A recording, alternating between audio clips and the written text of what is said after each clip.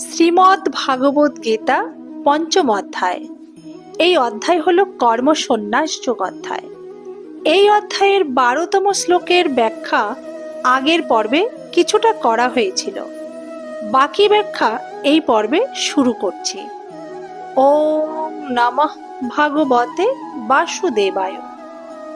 ভগবান শ্রীকৃষ্ণ বলেছিলেন, পূর্ব জন্ম অর্জিত কর্মফল অনুযায়ী জীব জন্মগ্রহণ করে।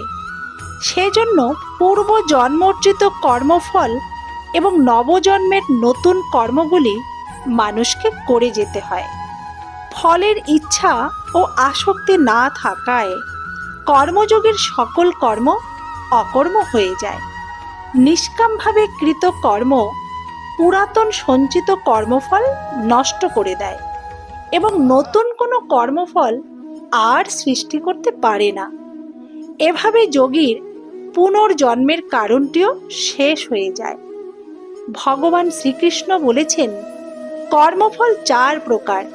প্রথম হলো দৃষ্ট কর্মফল, অর্থাৎ বর্তমানে কৃত নতুন কর্মের ফল, যা তৎক্ষণাৎ প্রাপ্তি হয়।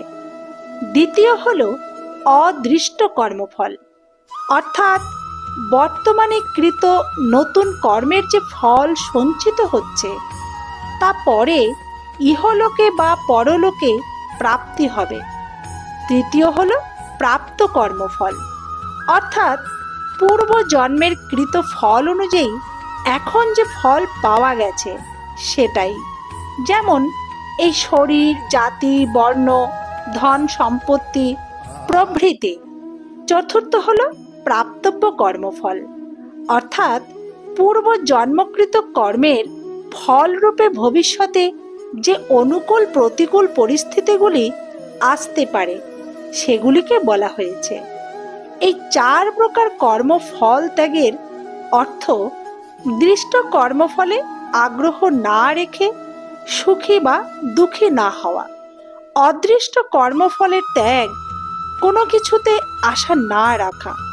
প্রাপ্ত কর্মফলের ত্যাগ মমত্ব ত্যাগ এবং প্রাপ্তব্য কর্মফলের ত্যাগ হলো বিষয়ে উদাসীন থাকা। ভগবান শ্রীকৃষ্ণ বলেছেন, কর্মযোগী পরমাত্মাকে পাবার জন্য কর্মরূপ সাধন করেন, কিন্তু এটি মনে রাখা প্রয়োজন যে কোনো কর্ম দ্বারা পরমাত্মাকে পাওয়া যায় না।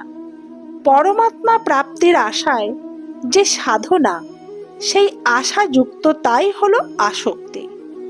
আসলে সাধন হলো শুধুমাত্র নিজ অসাধনাগুলি দূর করা এবং নিজেকে শুদ্ধ করার কিছু প্রক্রিয়া মাত্র। ধন্যবাদ বন্ধুরা, এখানেই 12তম শ্লোকের ব্যাখ্যা শেষ।